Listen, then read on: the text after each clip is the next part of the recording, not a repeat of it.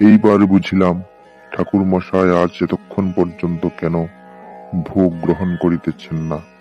জয়রাম। শ্রী শ্রী কৈবল্যধাম আশ্রমের 3 দিবসীয় উৎসবের তৃতীয় দিবসে সুমধুর নাম কীর্তন সহযোগে সন্ধ্যা আরতি এবং প্রসাদ বিতরণ পর্ব শেষ হইয়া 3 দিনের উৎসব সমাপ্তির পথে। সন্ধ্যা আরতির কিছু পূর্বে শ্রী শ্রী ঠাকুর স্থানীয় জনৈক ভক্তের গৃহ হইতে ফিরিয়া আসিলেন তৃতীয় রাত্রি যাপনের নিমিত্ত। ঠাকুর মহাশয় প্রতিদিন সকালবেলায় স্থানীয় সেই ভক্ত গৃহে চলিয়া যাইতেন। সন্ধ্যার পূর্বে ফিরিয়া আসিয়া শ্রীধাম আশ্রমে কেবলমাত্র রাত্রি যাপন করিয়াছিলেন। পূর্বেই ভক্তদের ঠাকুর মহাশয় জানাইয়া দিয়াছিলেন 3 রাত্রি বাস করিবেন শ্রীধাম আশ্রমে, আজ শেষ রাত্রি। আগামীকাল হইতে শ্রী শ্রী ঠাকুর আর কোনো দিন শ্রীদেহে শ্রীধাম শ্রী শ্রী কৈবল্যধাম আশ্রমে প্রবেশ করিবেন না। শ্রী শ্রী ঠাকুর রামচন্দ্রদেবের সান্নিধ্যে 3 দিনের সফল উৎসবে ঠাকুরের আশ্রিত কর্মকর্তাগণ, উপস্থিত বহিরাগত ভক্তগণ তৃপ্তির আনন্দে আপ্লুত। মনোবেদনাও তাহাদের কিছু কম নহে। আনন্দের হাট যে আজ ভাঙিবে। সন্ধ্যা উত্তীর্ণ হইয়া গিয়াছে অনেকক্ষণ। প্রসাদ বিতরণ অনুষ্ঠান শেষে অনেকেই শহরে নিজের গৃহে চলিয়া গিয়াছেন।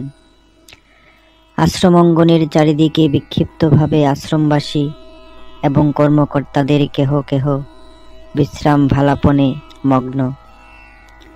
অকস্মাৎ সকলে লক্ষ্য করিলেন পশ্চিম দিক হইতে অনেকগুলি লণ্ঠন শ্রীধাম আশ্রমের দিকে আগাইয়া আসিতেছে। মনে হইতেছে অনেকগুলি লোক আশ্রমের দিকেই আসিতেছে।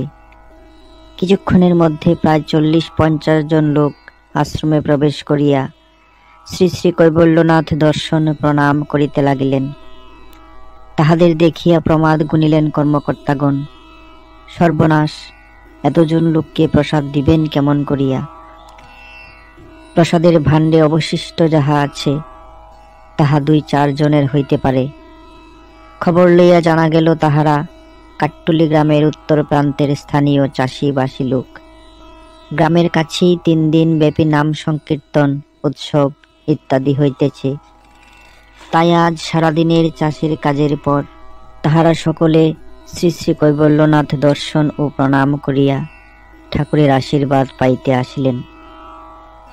শ্রী শ্রী কৈবল্যনাথ দর্শনার্থী এতজন লোক প্রসাদ হইতে বঞ্চিত হইবে, এই সংবাদ ঠাকুর মহাশয় জানিলে রক্ষা নাই উৎসব কর্মকর্তাদের। ভয়ে সকলে তটস্থ নিরুপায় হইয়া এই সংকটের কথা তাহারা আশ্রম মাতাকে জানাইলেন। সমস্ত কথা শুনিয়া আশ্রম মাতা প্রমথবাবুর মাতৃদেবী বিস্ময় প্রকাশ করিয়া বলিতে লাগিলেন, এইবার বুঝিলাম ঠাকুর মশায় আজ এতক্ষণ পর্যন্ত কেন ভোগ গ্রহণ করিতেছেন না। সংসারে কোনো সমস্যা হইলে মাতা যেমন করিয়া তাহার পুত্রকে জানাইয়া থাকেন, আশ্রম মাতাও নিঃসংকোচে ঠাকুরের নিকট উপস্থিত সমস্যার কথা জানাইলেন। ঠাকুর মহাশয় শুনিয়া কহিলেন, মা, আপনি আশ্রম মাতা, কোনো চিন্তা করবেন না। কৈবল্যনাথের ভাণ্ডার অফুরন্ত। একখান নতুন বস্ত্র দিয়া প্রসাদের ভাণ্ডগুলা ঢাইকা দেন, আর আপনি নিজের হাতে সেই বস্ত্র সামান্য সরাইয়া প্রসাদ তুইলা তুইলা পরিবেশনকারীদের হাতে দেন। শ্রী শ্রী ঠাকুরের নির্দেশ মতো সবই করা হইল। আকস্মিকভাবে আগত অতিথিদের পরিপূর্ণরূপে প্রসাদ পরিবেশন করা হইল। বুঝা গেল তাহারা সকলে অমৃততুল্য প্রসাদ পাইয়া খুবই তৃপ্ত হইলেন। সকল কর্মকর্তাগণ শ্রী শ্রী ঠাকুরের অপরূপ মহিমা প্রত্যক্ষ করিয়া অশ্রু বিসর্জন করিতে করিতে আনন্দে আত্মহারা হইয়া মুহুর্মুহু শ্রী শ্রী কৈবল্যনাথের জয়ধ্বনিতে সমগ্র শ্রীধাম আশ্রমের আকাশ বাতাস মুখরিত করিয়া তুলিলেন।